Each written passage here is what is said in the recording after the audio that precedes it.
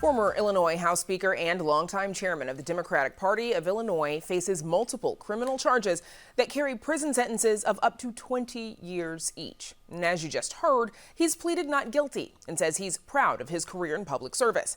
Even if that is the case, advocates say Madigan's indictment should be a call for reform of state government. Amanda Vinicky joins us now with more on this. Amanda. Brandis, let's start off with a view inside the Illinois State Capitol, and specifically inside the House chambers that until last year, Madigan reigned over for all but 2 years since the early 80s. Today, state representatives largely carried on as usual. And that reform for Illinois Director Elisa Kaplan says is just the problem. Madigan was singular in his hold on power, but he's not the only alleged bad apple. Certainly, he's not the only person to get indicted in Illinois for public corruption, even in the last, few months. So we've just seen this grim litany of investigations, indictments, convictions, plea deals from a wide range of local and state officials.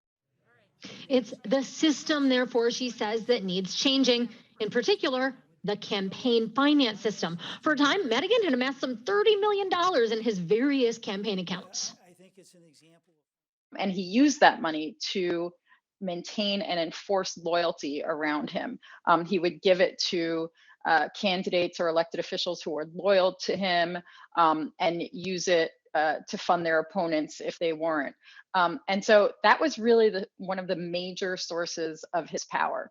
And so if we're going to talk about really changing the system to make sure that something like this doesn't happen again, we need to look at all of those sources of power that led to one man having this amount of control over his party.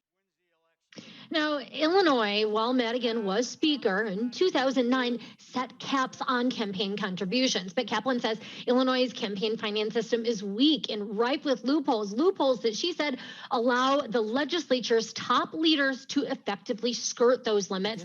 She says that allows them to exercise a level of control she describes as unusual and dangerous. One recommendation, moving to public financing of campaigns so that candidates don't have to depend on leaders. Kaplan also says that the legislature needs a truly independent watchdog. The last inspector general for the General Assembly resigned, citing the office as a paper tiger. Prosecutors now allege Madigan of running a full-on enterprise in which he used his public office to help steer business to his private law firm. Kaplan also says it's therefore time to have a serious conversation about reducing conflicts of interest related to outside employment. There's nothing that undermines public confidence in their democracy than thinking that their representatives care more about their own personal bank accounts than they do about the public. The current Speaker of the Illinois House, as well as the top Republican in that chamber, each work at law firms. But Senate President Don Harmon left his law firm when he got that top Senate job. Legislating in Illinois is supposed to be only a part-time job. And while Harmon says that he is reticent to change that, he is open to limits for outside work for the legislative leaders. I have found it very useful to be able to focus exclusively on my work as Senate President, and I think there may be some value in considering it for the legislative leaders. But I think there's a real benefit of having a citizen legislature where people come to the General Assembly with day-to-day experiences as undertakers or farmers or teachers or social workers. Harmon says that with changes in leadership, such as himself, Speaker Welch of the General Assembly, as well as an ethics law passed last year that requires legislators to close more about potential outside income and conflicts of interest, it is, he says, a new day in Springfield. But Republicans say there's more to do. I ask everyone in this chamber to join me in standing for real reform and ending practices that have brought massive corruption and scandal to our state. She says that Democrats are holding up ethics measures like one that would end aldermanic privilege in Chicago, and also a bill that would prohibit officials from using their campaign funds to pay for criminal legal defense bills, something that Madigan is doing right now. The day after Madigan's indictment, Governor J.B. Pritzker also signaled that there is progress to be had on ethics. I'm fully committed to eradicating the scourge of corruption. We've got much, much more to do, and it's clear from an indictment like this that, our work is not done.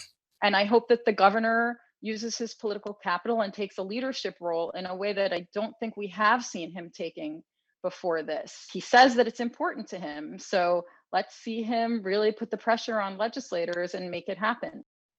Pritzker did not specify what ethics plans he wants pushed this session. Kaplan says something to keep in mind, that while we are covering the Madigan scandal, it's not just a cops and robbers scenario. She says that ethics and corruption have real consequences, and that's something that lawmakers should keep in mind. With that, back to you in the studio. Amanda, thank you. And of course, we'll see you again later on in the program for our Spotlight Politics.